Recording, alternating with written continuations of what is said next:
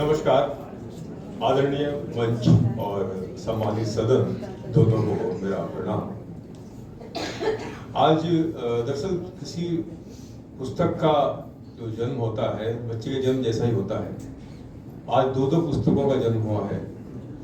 तो अग्रवाल परिवार, खन्ना परिवार, सभी लोग आनंदित हैं। आज बड़ी खुशी का अवसर है और मैं सबसे खुशनसीब तो मानता हूँ सियोना की मम्मी को और पापा को कि जिनकी माँ की भी किताब छप रही है, बेटी की भी किताब छप रही है। ऐसा तो दुर्लभ अवसर मैंने तो कहीं सुना नहीं। ऐतिहासिक क्षण है ये। और पुस्तक के बारे में इतना बहुत ज्यादा नहीं कहूँ कि इतना कहा जा चुका है।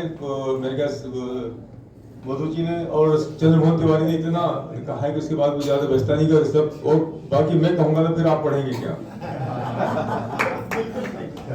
क्योंकि ये पुस्तक है ना, मैं बच्चे की पुस्तक के बाद में बात करूंगा। मैं ये जो चांदनी पूनम की वो छोटी छोटी कविताएं हैं, लेकिन वो सारी कविताएं ऐसी हैं कि जो एक बार आप पढ़ लिए तो आपको पकड़ लेती हैं। मैंने उसको वीडियो पर पढ़ा है, आपको वो भाव विभोर कर देती हैं। आपको कुछ कविता तो ऐसी है कि आप रोज बिना रह नहीं सकते, आंसू टपक जाएंगे। देखिए कविता जो है एक आजकल लोगों ने बना दिया है कि कविता मनोरंजन का साधन नहीं। कविता मनोरंजन का साधन नहीं है। ये तो लोगों ने हल्का कर दिया मंचों पे कि कविता मनोरंजन है, मन का रंजन। कविता मन का रंजन नहीं है, वो तो चित्त का आनंद है। कविता को तो जैसे कहा कि ब्रह्मानंद सहोदर कहा गया कि वो तो चित्त को आनंदित करती है। वो हंसा के भी आनंदित करती है, रुला के भी आनंदित करती है। ऐसा नहीं कि खाली हंसते में आनंद आता है, आपको रोने में आनंद आएगा। इन कविता में डूब जाएंगे। जैसे मधु जी ने कहा, आप कोई कविताएं छोड़ती नहीं है, ऐसी कविताएं हैं। देखिए कविता या के लिए खास जो चीज है ना, जो होते संवेदना का बीज होना आपके अंदर जरूरी है। और वो बीज जब अंकुरित होता है, उसके लिए अंकुरित होने के माहौल चाहिए। जैसे बीज को अंकुरित होने के लिए भूमि चाहिए, नमी चाहिए, उसके अंदर जब गर्मी चाहिए, अंधेरा चाहिए, तब जाके बीज एक अंकुर में बदलता है। तो वैसे ही आपके पास अभिव्यक्ति की इच्छा शक्ति होनी चाहिए। आपके पास शब्द भंडार होना चाहिए, भाषा होनी चाहिए, समृद्ध भाषा होनी चाहिए आपके पास, अनुभव का संसार होना चाहिए। तब आपकी संवेदना अंकुरित होती है। कोई संवेदना तो आपके शब्द लेके आएगी।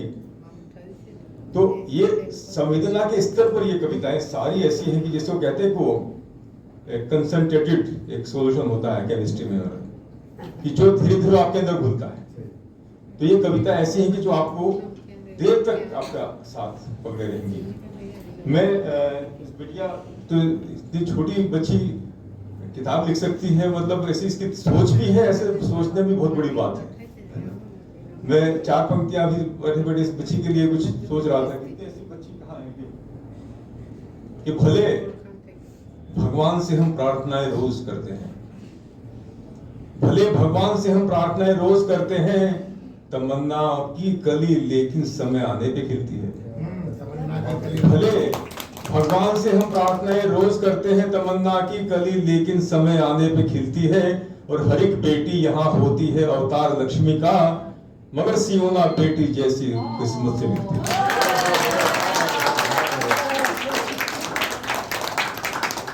तो बच्ची के लिए बहुत बहुत शुभकामनाएं। देखिए ये ना हो कि अभी तो शुरुआत है इसकी। ये तो युवा कवित्री नहीं, ये तो बाल कवित्री है। अभी तो युवा हुई नहीं है। युवा होते होते तो पता नहीं कितनी किताबें लिख देगी। एक साल के अंदर एक किताब की रचना कर देना, छोटी से ही, लेकिन उसकी उम्र के हिसाब से बहुत बड़ी चीज है वो।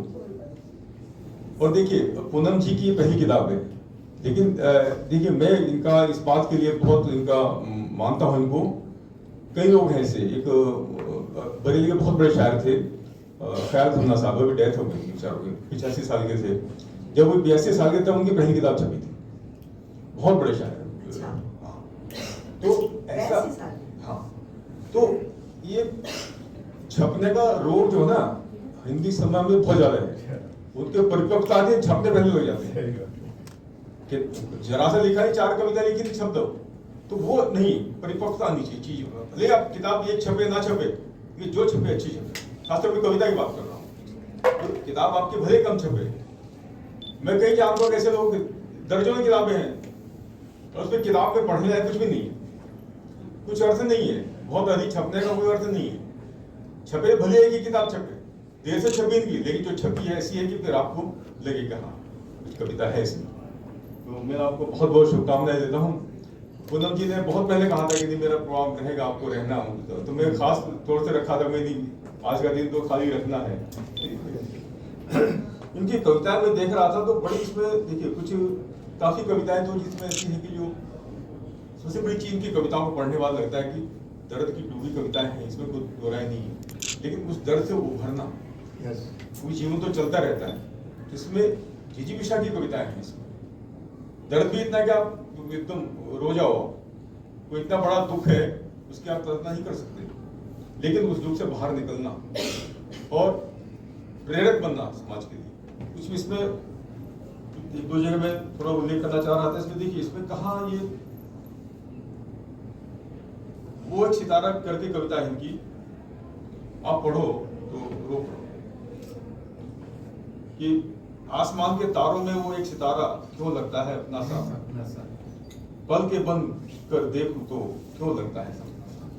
तो आप कोई भी चीज आप इसे पढ़ लीजिए तो आप भावुक हो जाएंगे। कई जगह इन्होंने खाली ऐसा नहीं कि दर्द ही है इसकी किताब में, इसमें जीवन वैसे संपूर्णता के साथ है। इसमें माँ भी है, ममता भी है और अपने संस्कार भी है, भारतीय संस्कृति इसके अंदर है। तीज त्योहार सभी, लोहड़ी हो, होली हो, त्योहार की बात भी की उन्होंने, और एक विषम परिस्थितियों में कैसे आपको आगे बढ़ना है वो प्रेरणा देती है। ईश्वर करे इनकी और कविताएं किताबें अच्छी आए। आज बसंत के ऊपर भी कविताएं हैं, बसंत कभी आज बसंत पंचमी है। इसमें ये कहती है कि हरे खेतों में खिली हैं पीली बालियां, फूलों से लर्जे वाली है डालियां, अपने सुंदर तार बिखेरे किसानों के चेहरे पर लाती हैं जलाई। तो एक चित्र इनको खींचे, सब जगह आप लगता है बसंत का दर्शन आपको हो जाएगा। और एक नन्हे फरिश्ते कविता में तो ऐसा है कि जो एक माँ का जो रूप है वो एकदम ऐसा हो जाता है कि माँ ही लिख सकती है, जन्म देने वाली माँ ही लिख सकती है। कितनी कोमल और कितना एक मार्मिक चित्र है कि तुम कभी हिचकी कभी किकिंग से कराते हो ऐसा सपना, तभी तुम लगते हो हकीकत नहीं हो कोई सपना। तो ये माँ ही लिख सकती है, एक ममतामयी माँ ही ये सब लिख सकती है। और अनेक उदाहरण हैं जो दिए जा सकते हैं। 7 तरह की कविता, ये भी बहुत छोटी कविता है लेकिन जब जबरदस्त कविता है। लिखते हैं कि नजरें मेरी तुमको ढूंढती हैं, ढूंढती थी कल भी, ढूंढते हैं आज भी, तुम न जाने कहाँ गुम हो गए। मन के श्वेत पन्नों पर चित्र बनाती रहती हूँ तुम्हारा, कभी बनता है कभी बिगड़ जाता है, कभी अधूरा सा रह जाता है, काश तुम रह पाते साथ ठहरे। ठीक है, अभी इसमें क्या है, कविता के लिए 3 चीजों की जरूरत पड़ती है। एक भाषा, दूसरा शिल्प और तीसरी भाव। जो भाव जो लाना है ये जन्मजात होता है। जैसे आप कोई पत्थर है जिस प्रतिभा की भाव जो है, प्रतिभा इसके अंदर प्रतिभा वो ला सकता है। ठीक है, भाषा कोई भी सीख सकता है, सभी जानते हैं भाषा को। शिल्प कोई भी सीख सकता है। मैं चाहूँ कि मुझे कविता लिखनी है, दुखा लिखना, गीत लिखना, वैसे सब जानकारी पुस्तक में सब लिख सकते हैं कोई भी, लेकिन भाव जो लाना है वो बड़ी चीज है। विचारों को लाना वो एक संवेदनशील व्यक्ति ला सकता है। और आपको देखिए ये एक कवि, ये जो पंक्ति ऐसे नहीं आती, डूबना पड़ता है। और मेरा तो मानना है कि कई बार मुझसे प्रश्न करते कि यार तो आप वैज्ञानिक और गजले कहते हो, ये क्या तरीका है? तो मैं कहता हूँ कि भाई कविता रस है और केमिस्ट्री रसायन है। रस दोनों में है। और दूसरे मेरा ये स्पष्ट मानना है कि एक कवि को एक वैज्ञानिक की दृष्टि रखनी चाहिए और एक वैज्ञानिक को कवि का दिल रखना चाहिए। तभी समाज का कल्याण होगा, तभी हम अच्छी रचना दे पाएंगे। तो ये जो है ना, देखिए घटनाएं सबके लिए होती हैं, दर्द सबको होता है, ऐसा नहीं कि भाई सब जो भी है हर के साथ सुख भी होता है, दुख भी होता है, जीवन में सब कुछ होता है और घटना सबके लिए हो रही है। लेकिन हर आदमी कविता तो नहीं लिख सकता, लेकिन कविता को पढ़ते रहना या कविता को पढ़ के आनंदित होना या उद्वेलित होना या रोना, वो भी संवेदनशील प्राणी का ही काम है। तो कविता पढ़ने वाले और कविता लिखने वाले दोनों एक ही तरह के प्राणी होते हैं। तो जो आप घटित हो रहा है अगर खाली उसका वर्णन करें तो अखबार की खबर हो जाती है, वो कविता नहीं होती। जो घटित हो रहा है उसके पीछे जाके सोचना, देखना, वैसी दृष्टि रखना, तब आप कविता लिखते हैं। कवि उसके पीछे भी देखता है, वो जो हो रहा है वो सामने सबको दिख रहा है, उसका खाली यहाँ हो रहा है उसको शब्दों में ढाल लिया, वो कविता नहीं है। या कई बार क्या होता है, कवि क्या कर रहे हैं, पुराने जो कवियों ने ये कह दिया संस्कृत में उन्हीं विचारों को अपनी कविता में ढाल दे, वो नहीं। आपके अनुभव खुद के होने चाहिए और उसके लिए सतत अध्ययन जरूरी है। अध्ययन यानी पुस्तकों का अध्ययन तो जरूरी है, जीवन का अध्ययन भी उतना जरूरी है, तब आप कुछ कह पाते हो। चलिए आज वैसे माँ शारदा का दिन है, बसंत पंचमी भी है, कुछ दोहे मैं आपके सामने प्रस्तुत करा ताकि थोड़ा सा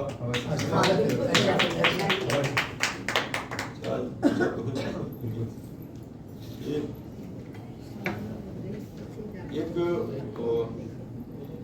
मुक्तक माँ शारदा को नमन कर रहा हूं आप सबकी तरफ से, क्योंकि आज माँ शारदा का है कि कोई पागल भी गुत्थी जिंदगी की खोल देता है, कोई पागल भी गुत्थी जिंदगी की खोल देता है, हवाओं में कोई वाणी से अमृत घोल देता है, और असंभव कुछ नहीं सच बुद्धि और सतज्ञान के रहते, अगर माँ शारदा चाहे तो गूंगा बोल देता है। अगर माँ शारदा चाहे तो गूंगा बोल देता है। दोहे देखिए, ये 2-3 दोहे माँ को समर्पित है कि शब्द वाटिका को मिले अर्थों का मधुमास, शब्द वाटिका को मिले अर्थों का मधुमास, मेरी वाणी में करे मात शारदा वास। झंकृत मन वीणा रहे गूंजे माँ का गान, झंकृत मन वीणा रहे गूंजे माँ का गान, बुद्धि बने सद्बुद्धि और ज्ञान बने सत्ज्ञान।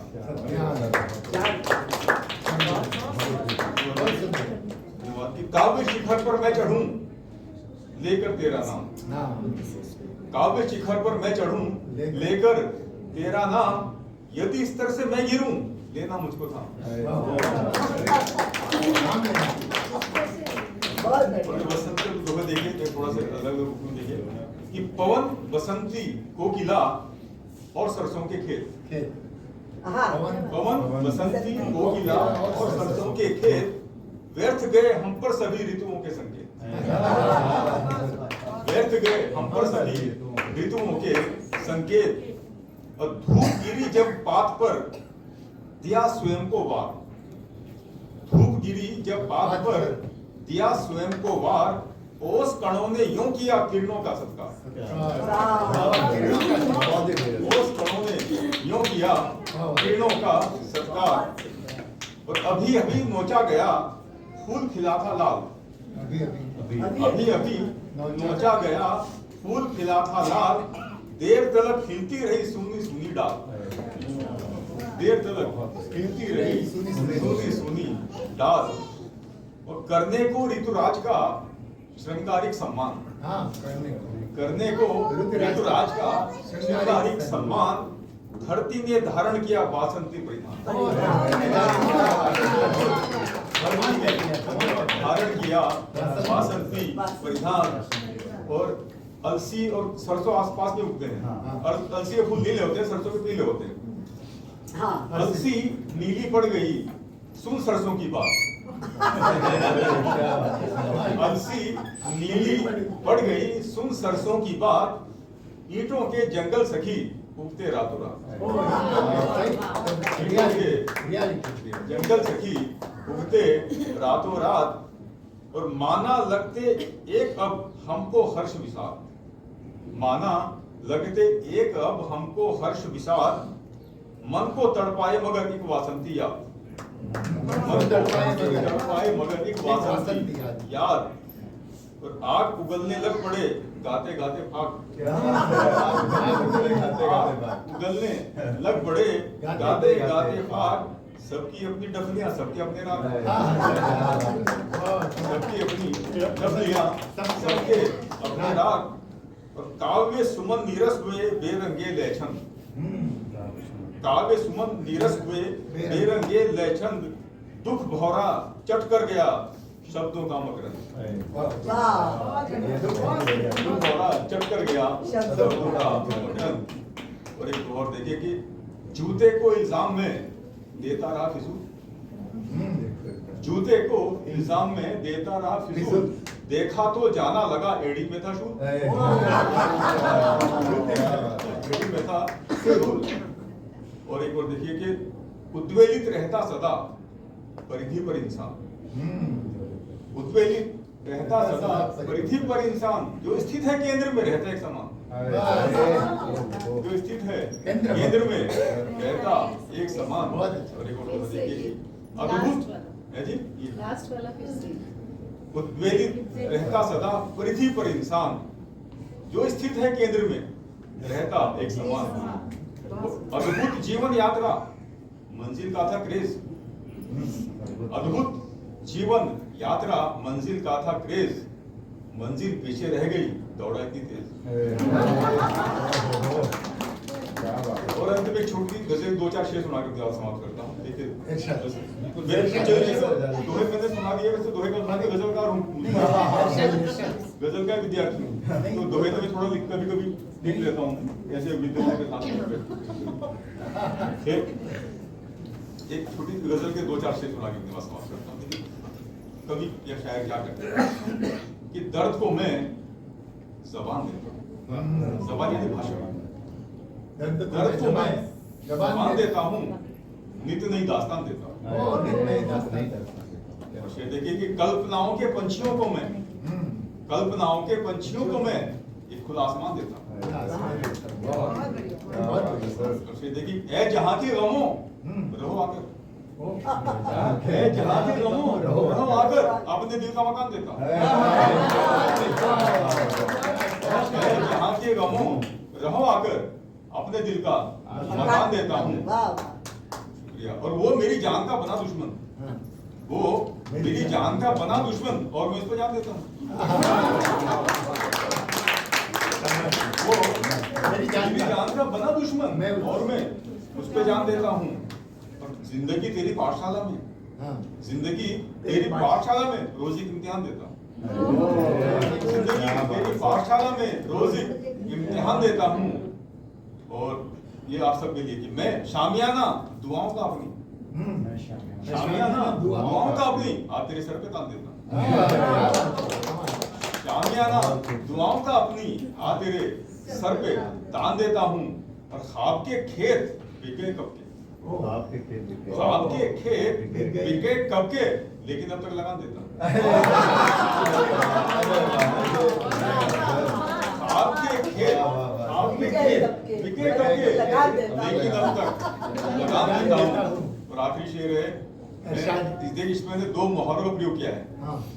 मैं जुबान से कभी नहीं फिरता, मैं जुबान से कभी नहीं फिरता, मैं जुबान से कभी नहीं फिरता, वैसे कम ही जुबान देता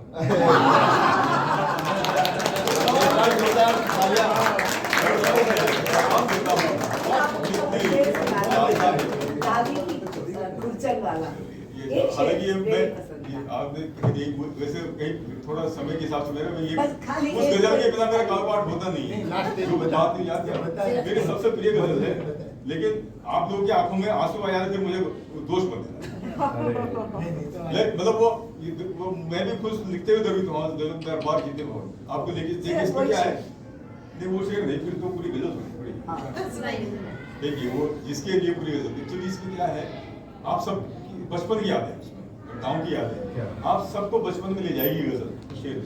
मेरी सबसे प्रिय गजलों में से मान लीजिए, चला घुटनों के बल जिसमें वही आंगन दिला दे, चला घुटनों के बल जिसमें वही आंगन दिला दे, तो सभी खुशियां उसे दे दूं कोई बचपन दिला दे, सभी खुशियां उसे दे दूं कोई बचपन दिला दे। तो वो सरकता था लपकता था जिसे खाने को मैं बच्चा, सरकता था लपकता था जिसे खाने को मैं बच्चा, कोई बाबा की थाली की वही जूठन दिला दे, कोई बाबा की थाली की वही जूठन दिला दे तो वो टोका टोकी दादा की नसीहत दाऊद आएगी, वो टोका टोकी दादा की नसीहत दाऊद आएगी। कोई आजादियां ले ले वही बंधन दिला दे, कोई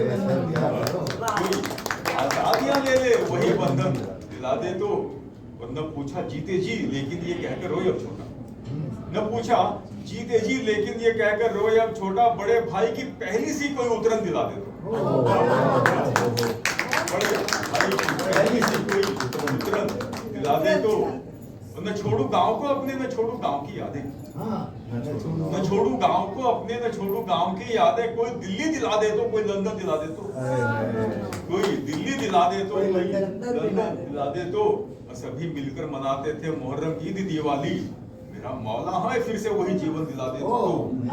और आखिरी दो शेर जिनके लिए पूरी गजल है कि मैं सारी दौलतें उस पर लुटा दूं एक ही पल में, मैं सारी दौलतें उस पर लुटा दूं एक ही पल में, रखे थे माने जो गिरवी वही कंगन दिला दे, मैं सारी दौलतें उस पर लुटा दूं एक ही पल में, रखे थे माने जो गिरवी वही कंगन दिला दे तो। और आखिरी शेर जिसके लिए पूरी गजल हुई है कि मैं उसके हाथ अपने आप को भी बेच डालूंगा, मैं उसके हाथ अपने आप को भी बेच डालूंगा, मेरी दादी की हांडी की कोई खुरचन दिला।